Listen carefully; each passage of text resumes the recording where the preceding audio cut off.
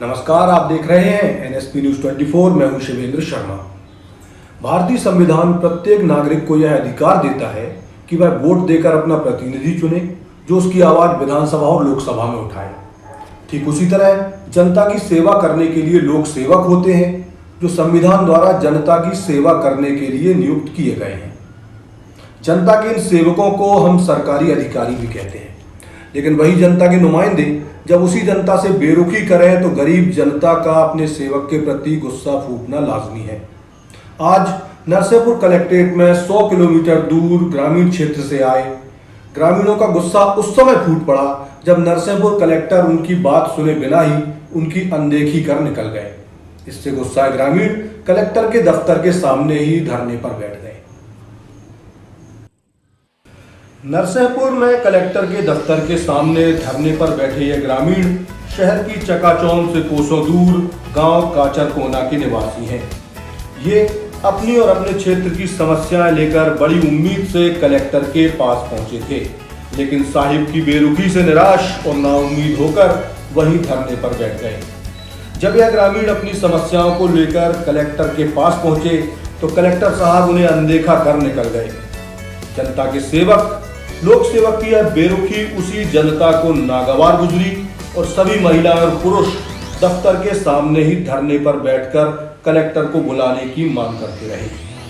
मामला बिगड़ता देख महकमे के आला अधिकारी जनता की मान मनौवल के लिए वहां पहुंच चुके थे और फिर मान मनौवल का दौर शुरू हुआ। जनता तो बेचारी होती ही इसलिए है कि पहले तिरस्कार करो और फिर उसे मना लो। गरीब जनता उनकी बात मान भी गई, लेकिन साहिब नहीं आए। अपर कलेक्टर ने ग्रामीणों की बात सुनी और जल्द ही कार्रवाई करने का फरमान सुनाया, लेकिन जनता जिसे अपनी बात सुनाने बड़ी उम्मीद लेकर पहुंची थी वहां से नाउम्मीद होकर ही लौटी। Bureau report NSP news 24। Sir, हम ये समस्या लेके आए हैं कि हम कलेक्टर पास के साथ आए हैं पास में।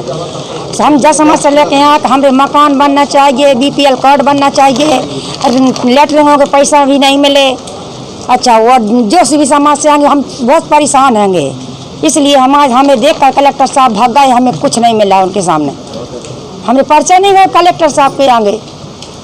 उन समस्याओं को लेकर हम यहाँ नरसिंहपुर आए।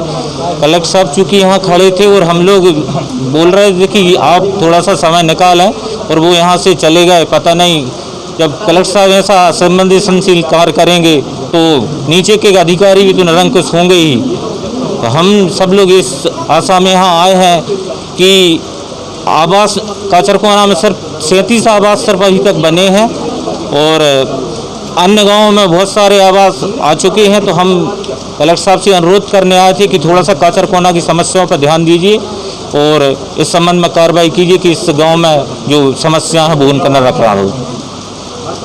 उनका ये भी आरोप है कि कलेक्टर साहब उनको देखकर भाग गए हैं।